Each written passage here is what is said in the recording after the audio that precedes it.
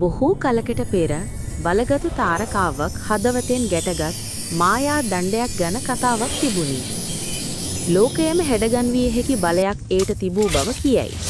නමුත් අඳුරු වලාවන් අතරින් මලකාර් නම් නපුරු මායාකරු නැවත උපන්නාය. මලකාරටත් ලෝකයේ බලගතු මායා දණ්ඩ ලබා ගැනීම ගැන අදහසක් තිබුණි.